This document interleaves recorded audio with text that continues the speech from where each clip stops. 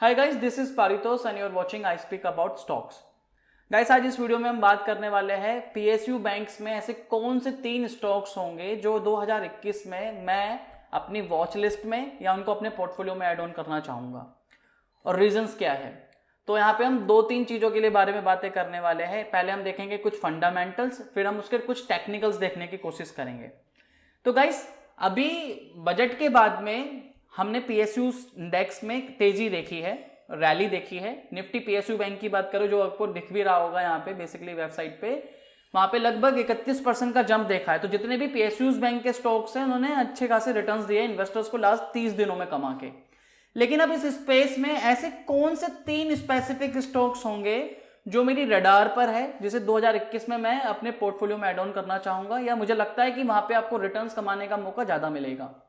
तो गाइस, अभी 2017-2018 के आसपास में 11 बैंकों को पीसीए फ्रेमवर्क में डाला गया था आरबीआई ने।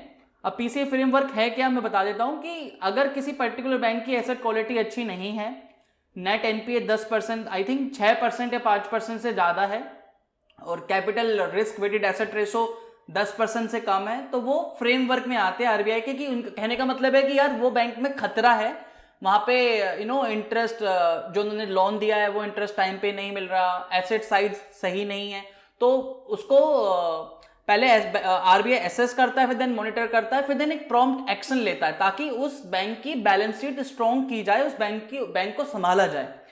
और धीरे धीरे काफी सारे बैंक्स पहले पीसीए फ्रेमवर्क में जो थे 11 बैंक, वो धीरे धीरे निकलते रहे, और अभी रिसेंटली कुछ और बैंक्स निकले हैं, और उम्मीद है कि मार्च तक जो बाकी बचे बैंक है वो भी पीसीए फ्रेमवर्क से निकल जाएंगे।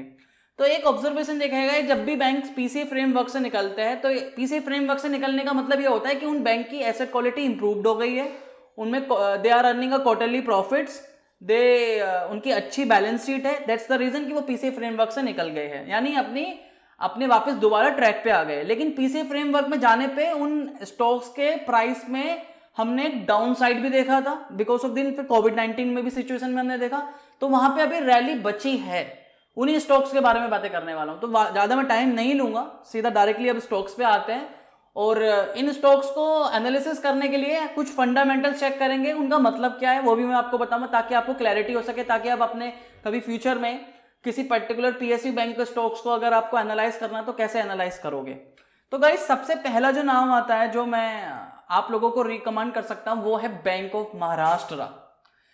गाइस, बैंक ऑफ महाराष्ट्र का लास्ट, क्योंकि ये जितनी भी रिपोर्ट्स दे रहा हूं मैं आपको Q3 की दे रहा हूं, दिसंबर 20 की, उनका जो नेट प्रॉफिट है it grew by 13.91% to 154 crore. Bank of Maharashtra recently PCA framework से बाहर निकल के आया है, रिसेंटली पीसीए फ्रेमवर्क से ये बैंक बाहर निकल के आया है। इनका जो नेट इंटरेस्ट मार्जिन है that improve to 3.06% as against to 2.86% the last 2019। अभी नेट इंटरेस्ट मार्जिन क्या है, काफी लोगों को कंफ्यूजन होगा जो शायद नए होंगे। तो बेसिकली क्या है कि बैंक का काम है लोन देना, और जब आप एफडी करते हो तो उस एफडीज पे, उस डिपॉजिट्स पे इंटरेस्ट भी देते हो। तो जो लोन आप बैंक से लेते हो वो लोन पे वो इंटरेस्ट कमाते हैं। तो this is the difference between the interest earned by the bank on a loan and the interest it pays on the deposit.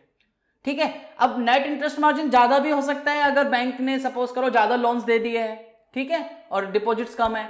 तो अगर बैंक का नेट इंटरेस्ट मार्जिन कम है लेकिन एनपीए ज्यादा है तो this is a bad combination.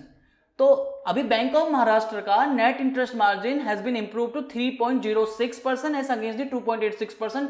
ये banks के कंपैरिजन में काफी अच्छा है, ठीक है। दूसरा जो हमें देखना होता है किसी भी पीएसयू बैंक का या बैंकिंग स्टॉक्स को देखने के लिए कि कासा कितना है, कासा परसेंटेज कितनी है।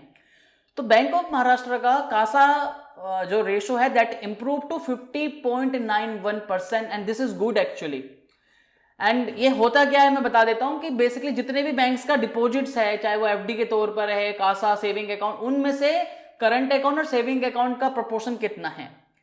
तो अगर ये कासा रेशो वैल्यू कम होती है तो दैट मीन्स कि bank rely heavily on the costlier wholesale funding which can hurt the banks margin. तो कासा वैल्यू अच्छी होनी चाहिए। कासा बैंक ऑफ महाराष्ट्र का इंप्रूव्ड हुआ है, आई थिंक 45 के बेस पे था, लेकिन दिसंबर में Q3 में इट इंप्रूव टू 50.91%।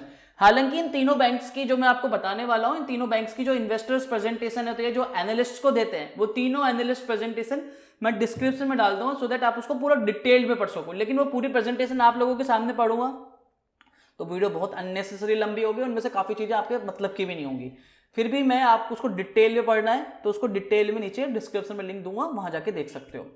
तीसरा जरूरी है बैंकिंग स्टॉक को देखने कंपैरिजन के लिए कि प्रोविजनल कवरेज रेशो कितना है। तो बैंक ऑफ महाराष्ट्र का provisional coverage ratio improve to 90%। अब होता क्या है पीसीआर, तो बैंक क्या करता है कि अपने प्रॉफिट में से या अपने रिजर्व्स में, मान लीजिए जैसे हम रिजर्व्स मानते हैं कि उसमें से कितना प्रॉफिट वो ऐसा प्रोविजन रख देता है अगेंस्ट दी बैड लोन्स, कि बैंक के पास अगर बैड लोन्स होते हैं तो वहां से वो प्रोविजंस ले सके।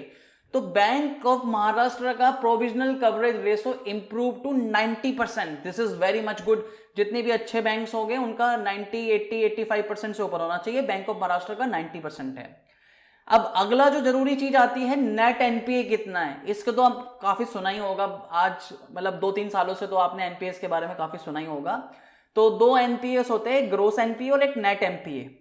अब नेट एनपीए की बात करूं तो नेट एनपीए एज नॉर्मली देखा जाता है कि 6% से कम होना चाहिए आपका। यानी अब नेट एनपीए क्या है कि बैंक्स बेसिकली लोन देता है, तो कुछ ऐसे जो बैड लोन्स होते हैं उनको अपनी बुक से उनको हटाना पड़ता है। That portions of bad loans which has not been provided for in the books, मतलब उनको बैलेंस शीट में नहीं डाला गया, उनको मतलब समझ लीजिए राइट ऑफ किया गया, कितने परसेंट लोन को, ऐसा समझ सकते हो आप। तो बेसिकली बैंक का net NPA improve to 2.59% as against the 5.46% in 2019। 2.59% is a very good figure. और नेट एनपीए 2.59 है, ग्रोस एनपीए इज 7.69 जो कि पहले 16.77% था। तो मैं यहां ये दिखाने की कोशिश कर रहा हूं कि बैंक जब से पीसीआर फ्रेमवर्क से निकला है, कंसिस्टेंटली बैंक्स अच्छे रिटर्न्स कमा रहा है, क्यों एंड क्वार्टर टू क्वार्टर उनके प्रॉफिट्स भी बढ़ रहे हैं और उनकी एसेट क्वालिटी भी इंप्रूव हुई है। ठीक है, और इसीलिए आपने बैंक ऑफ महाराष्ट्र में लास्ट 1 महीने में तेजी भी देखी है, काफी अच्छी तेजी देखी है। इवन कंपेरेटिव टू अगर आप एसबीआई बैंक से कंपेयर करोगे तो एसबीआई बैंक से भी अच्छी कंपेयर आपने तेजी देखी, और आने वाले टाइम पे भी मुझे लगता है कि इसका फायदा मिलेगा। अगला हम देखते हैं कंपनी का या बैंक का कैपिटल एडिक्वेसी रेशो कितना है। Capital adequacy ratio basically bank of Maharashtra का इंक्रीज फ्रॉम 11.2% टू 13.65%। ये है, होता क्या है, तो basically the ratio of the banks capital in relation to weighted risk weighted assets and current liabilities. आप इसे समझ लीजिए, नॉर्मली एज अ रूल ये होता है कि अगर किसी बैंक का कैपिटल एडिक्वेसी रेशो 10% से कम होता है तो वो पीसीआर फ्रेमवर्क में होता है, 10% से ऊपर होना चाहिए आइडियली। तो it is the 13.65% in this December Q3 जो रिपोर्ट हुई है, डिटेल्स जो इन्वेस्टर्स प्रेजेंटेशन हुई है। और high CR means the banks can absorb losses without diluting capital.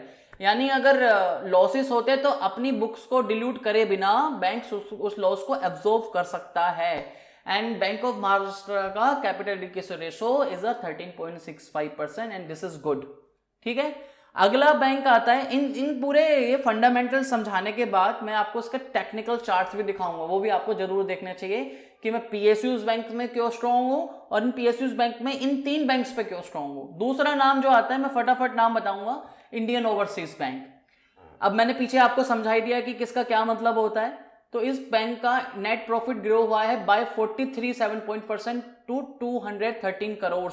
कुछ समय पहले इवन कोविड-19 और कोविड-19 से पहले नेगेटिव में थी बुक, अभी 213 करोड़ के करीब नेट प्रॉफिट है। नेट इंटरेस्ट मार्जिन इज 2.17, 23 विप्स का 10 विप्स का तो क्वार्टर टू क्वार्टर हुआ और ईयर टू ईयर 23 विप्स का इंक्रीमेंटल वैल्यू है। Capital adequacy ratio is 11.49%। ठीक है, कासा परसेंटेज इसकी 40.93 है, पीसीआर इज 91.91 और नेट एनपीए इज 3.13। एक चीज मैं आपको बता दूं, इंडियन ओवरसीज बैंक अभी भी पीसीए फ्रेमवर्क में आता है और ये बहुत उम्मीद की जा रही है कि मार्च में ये पीसीए फ्रेमवर्क से निकल जाएगा। Once this stock came out from the PCA framework, आप इसमें एक अच्छी रैली देख सकते हो जैसे आपने बैंक ऑफ महाराष्ट्र में देखी है। हालांकि अभी भी लास्ट 1 मंथ में इसमें इंडियन ओवरसीज बैंक में अपने अच्छे रिटर्न्स कमा के देख लिए, क्योंकि बैंक की every quarter this bank is maintaining it's book, अच्छी इनकी एसेट क्वालिटी इंप्रूव्ड हुई है, प्रॉफिटेबिलिटी इंप्रूव्ड हुई है, एंड दैट्स द रीजन। और साथ ही में प्राइवेटाइजेशन का, जो कि प्राइवेटाइजेशन की बात की गई है, जहां पे गवर्नमेंट ने ये कहा है कि वो आईडीबीआई बैंक के साथ में, अभी जो बजट में अनाउंस हुआ है आईडीबीआई में, ये गवर्नमेंट ने बजट में ये बोला गया है कि आईडीबीआई बैंक के साथ में और 2 पीएसयूज बैंक को प्राइवेटाइज किया जाएगा। तो उनमें bank of Maharashtra, Indian overseas और तीसरा बैंक जो मैं आपको बताने वाला हूं, ये तीनों बैंक कंटेंडर लिस्ट में हैं। तो ये उम्मीद है कि इन तीनों बैंक में से आपको एक ना एक कोई प्राइवेटाइजेशन की तरफ जाएगा, क्योंकि उनकी कोई शर्तें भी है, उस शर्तों पे ये तीनों बैंक्स पूरे उनकी प्रोविजंस के साथ में, पूर्व प्रोविजंस के साथ में ये तीनों के तीनों बैंक्स लाई करते हैं, उनकी कंडीशंस में लाई करते हैं। ठीक है, अब ये हुआ इंडियन ओवरसीज बैंक, इसका भी मैं टेक्निकल दिखाऊंगा अभी आपको। तीसरा बैंक जो आता है जो रडार पे है, और वो है central bank of India. Last 1 month में सेंट्रल बैंक ऑफ इंडिया ने given a return of more than I think 60%। मैंने आपको अभी दिखाया था, ये पीएसयूज बैंक में आप देख सकते हो सेंट्रल बैंक का 51.97% का रिटर्न है लास्ट 30 डेज में। और रीजंस भी बता रहा हूं मैं आपको कि रीजंस क्यों है। सेंट्रल बैंक ऑफ इंडिया की कंडीशंस कुछ समय पहले अच्छी नहीं थी और इवन लॉसेस में था, पीसीए फ्रेमवर्क में आ गया था, बैड लॉन्स थे, लेकिन रिसेंटली इनकी एसेट क्वालिटी इंप्रूव हो रही है, काफी बड़ा बैंक है, net profit is increased, net profit है 165 करोड़ का इस Q3 का, as against the 155 crore during the corresponding quarter last year. ठीक है, पीसीआर की बात करूं, provisional coverage ratio, that is improve from 73.73% to 84.19% as on December 2020। Net NPA improved हुआ है फ्रॉम द 9.26 टू 4.73। ठीक है, यानी पीसीआर में था लेकिन अब पीसीआर के प्रोविजन से हट जाएगा, उम्मीद की जा रही है मार्च में। कासा वैल्यू की बात करी जाए तो that is from the 45.82% to 48.11%। Net interest margin is 2.97%। Capital adequacy ratio stood at 12.39%। इन सारे रेशोज का मतलब, इन सारे फंडामेंटल्स का पीछे मैंने आपको समझा दिया है कि क्या क्या मतलब है। उन सारे पैरामीटर्स में ये तीनों बैंक्स आपके पीसीए, एक बैंक ऑफ महाराष्ट्र तो पीसीए फ्रेमवर्क से बाहर निकल चुका है, अभी Indian Overseas, central bank of India और UCO bank, I think UCO bank है, ये 3 बैंक्स बचे हैं। और तीनों बैंक्स उम्मीद की जा रही है कि मार्च के बाद आपको तीनों बैंक्स पीसीए फ्रेमवर्क से बाहर निकल जाएंगे, क्योंकि तीनों बैंक्स की प्रॉफिटेबिलिटी बढ़ी है और पीएसयूज वैसे ही स्ट्रॉन्ग है, पीएसयू बैंक्स। तो ये स्ट्रॉन्ग कंटेंडर है आपके central bank of India, Indian overseas bank और बैंक ऑफ महाराष्ट्र। इन तीनों बैंक में मुझे बैंक ऑफ महाराष्ट्र एक ऐसा स्टॉक लगता है जो एक स्ट्रॉन्गली कंटेंडर है, साथ ही में वहां पे आप अच्छा रिटर्न्स भी कमा सकते हो। मैं ऐसा नहीं कर रहा कि इंडियन ओवरसीज बैंक और सेंट्रल बैंक ऑफ इंडिया में नहीं है, लेकिन अगर बाकी कंपैरिजन में भी देखा जाए तो bank of Maharashtra will be come in the number 1 position, जिसको मुझे उम्मीद है कि वो that I am sure of, जो मुझे लगता है कि हाँ वो प्राइवेटाइजेशन के लिए जरूर जाएगा। ठीक है, अब ये हमने थोड़े से फंडामेंटल्स देख लिए। अब मैं फटाफट आपको ये दिखाने की कोशिश करता हूं कि मैं पीएसयू बैंक में क्यों स्ट्रांग हूं और साथ में इन 3 बैंक्स में क्यों स्ट्रांग हूं। तो पहले मैं आपको दिखाना चाहूंगा कि देखो, पहले मैंने आपको भी कुछ टाइम पहले बताया था वीडियो में कि पीएसयू बैंक का अगर हम रेशो चार्ट देखते हैं कंपेयर टू निफ्टी, तो पीएसयू बैंक में तेजी है। रेशो चार्ट क्या बताता है कि उस पर्टिकुलर सेक्टर में, उस पर्टिकुलर सेक्टर में कह लीजिए, इंडेक्स में कह लीजिए, वहां पे कंपेयर टू निफ्टी 50 तेजी है। और पीएसयू बैंक तो वैसे ही स्ट्रॉन्ग है आफ्टर दी बजट। तो ये जो चार्ट है, ये रेशो चार्ट है, महाराष्ट्र बैंक का कंपैरिजन है सीएनएक्स पीएसयू बैंक्स में, मतलब निफ्टी पीएसयू बैंक से हमने कंपैरिजन किया हुआ है। आप देख सकते हो एक लॉन्ग टर्म ट्रेंड है, और रिसेंटली आप ये देखोगे, रिसेंटली एक अच्छा ब्रेकआउट मिला है 50 मूविंग एवरेज और 20 डेज मूविंग एवरेज में, रेशो चार्ट्स में। ये पर्टिकुलर स्टॉक का चार्ट नहीं है, रेशो चार्ट है। तो यानी जब भी 50 मूविंग और 20 मूविंग एवरेज को क्रॉस आउट मिल रहा है यहाँ पे, तो आने वाले समय में यहाँ पे आप तेजी देखोगे। यहाँ पे बैंक ऑफ महाराष्ट्र में आपको रिटर्न्स कमाने के मौके हैं। ये रेशो चार्ट आपको बताता है कि पर्टिकुलर स्टॉक में कितना स्ट्रॉन्ग है अपने इंडेक्स में। ऐसे ही आप किसी सेक्टर का देखना है तो उस सेक्टर को आप इंडेक्स से कंपेयर कर सकते हो। ये ट्रेडिंग व्यू की वेबसाइट पे है, मैंने अपनी पुरानी वीडियोस में भी बताया हुआ है इसके बारे में। और किसी भी सेक्टर में, किसी भी स्ट्रॉन्ग में तेजी कितनी है, ये बताने के लिए आपकी डेफिनेटली मदद करेगा कि भाई देखो, पहले आपको क्या देखना है कि कौन सा सेक्टर स्ट्रॉन्ग है, फिर देन उसके बाद देखिए उस सेक्टर में कौन सा स्टॉक स्ट्रॉन्ग है। तो ये मैं वो बता रहा हूं आपको। तो बैंक ऑफ महाराष्ट्र का आप देख सकते हो 50 मूविंग और 20 डे मूविंग एवरेज को इन्होंने अच्छा खासा ब्रेकआउट मिला। ये वीक का चार्ट है, वीकली चार्ट है। कुछ वीक से अच्छा स्ट्रॉन्ग एक पुश मिला है, अच्छा रिट्रेसमेंट मिला है। और आने वाले टाइम पे आप इसको अपने दोबारा पुराने लेवल पे, कम से कम मैं ये कह सकता हूं पुराने लेवल पे देख सकते हो। सेंट्रल बैंक ऑफ इंडिया का मैं अगर आपको, सॉरी ये सेंट्रल बैंक ऑफ इंडिया का है, मैं आपको अगर इसका प्राइस का चार्ट भी दिखाऊं तो आप देख सकते हो, प्राइस चार्ट में भी वॉल्यूम देख सकते हो आप। वॉल्यूम देखिए अपने 29 डेज, 29 और 50 डेज मूविंग एवरेज से तो ऊपर प्राइस पर ट्रेड हो ही रहा है वीकली चार्ट में। साथ ही में वॉल्यूम देखिए, अच्छा वॉल्यूम्स के साथ इंक्रीमेंटल, अच्छी वॉल्यूम्स के साथ में ब्रेकआउट हुआ है, अच्छी वॉल्यूम्स के साथ तीनों के तीनों मूविंग एवरेज ब्रेकआउट हुए हैं। और रीजंस मैंने बता दिए, क्योंकि प्रॉफिटेबिलिटी इंप्रूव्ड हुई है रिसेंटली, पीसीए फ्रेमवर्क से बाहर भी आ चुका है। That is the reason bank of Maharashtra एक अच्छा कंटेंडर है प्राइवेटाइजेशन के लिए, जिसमें आपको अगर 1 साल 1.5 साल का टेन्योर है आपका, पीएसयूज बैंक में तेजी है तो उसमें फायदा उठा सकते हो। अब अगला मैं बात करता हूं गाइस कैनरा बैंक की, सॉरी इंडियन ओवरसीज बैंक को देखते हैं हम। इसके बारे में कि कैसे निकलना है ये सब मैंने आपको पुरानी वीडियो में यहाँ पे ही बताया हुआ है, और अपने आई स्पीक अबाउट मनी जो हमारा दूसरा चैनल है उस पर भी बताया हुआ है। अब इंडियन ओवरसीज बैंक का भी देख सकते हो रेशो चार्ट, आप देख सकते हो यहां पे भी ब्रेकआउट हुआ है रेशो चार्ट में, यानी पीएसयूज बैंक इंडेक्स में इस वीकली रेशो चार्ट्स में देखोगे तो क्लैरिटी दिख रही है कि 50 और 20 मूविंग एवरेज को ब्रेकआउट मिला है। इसी के साथ में मैं अगर इसके आपको वॉल्यूम और प्लस आपको इसके मूविंग एवरेजेस के ब्रेकआउट दिखा दूं अगर,